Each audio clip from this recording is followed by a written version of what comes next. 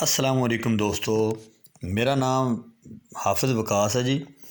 तो अज असीं दोस्तां नाल शेयर करांगे कि पोटाश क्यों पाना ज़रूरी है। चाहे वो कोई सब्जियात हैं, चाहे वो गंदम की फसल है, चाहे वो चुकंदर की फसल है, चाहे वो गन्ने की फसल है, कमाद है, मतलब कोई भी साड़ी फसल पोटाश पाना क्यों ज़रूरी है।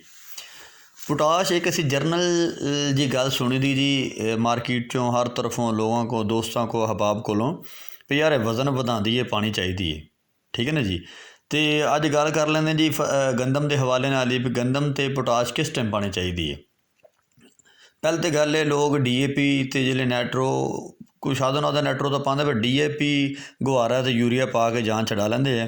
कुछ दोस्त है जोड़े पोटाश नूं भी पाना चाहते होंगे है।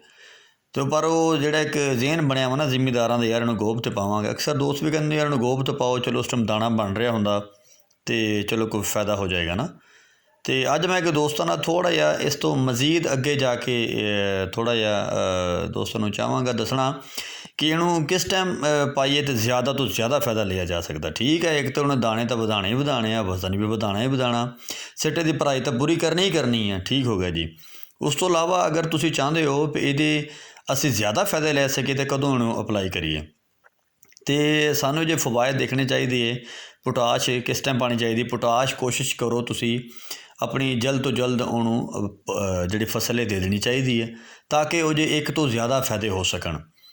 फर्ज करो अगर तुम गोब तो उन्होंने पाओगे तो फिर सिर्फ जो एको ही फ़ायदा होएगा। ठीक है, सिट्टे की भराई करेगा, दाने का वजन वधाएगा तो झाड़ में अमल दखल तुहाडे देगा।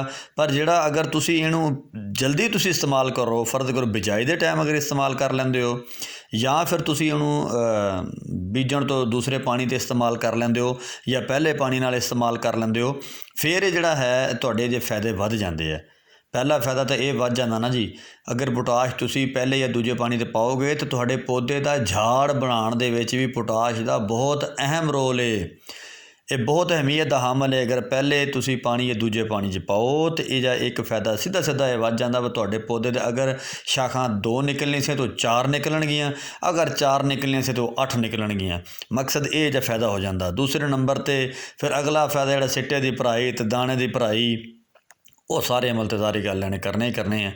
तो मेरे दोस्तों की गुजारिश यही है कि इंतज़ार ना करन गोब का भी यार गोब तो जावांगे तो फिर असी पावांगे। फिर अक्सर दोस्त बेचारे वो पानी अगे पिछे हो जाता तो गोब तो भी पूरे टाइम पर नहीं पहुँच सकते।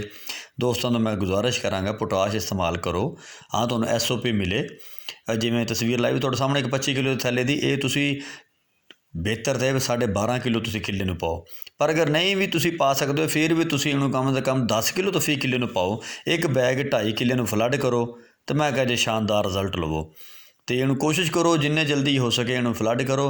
नाल जिहड़ी यूरिया या जिहड़ी रूटीन की खाद वो भी लाजमी दोगे जी। बहुत शुक्रिया जी। अल्लाह हाफिज़।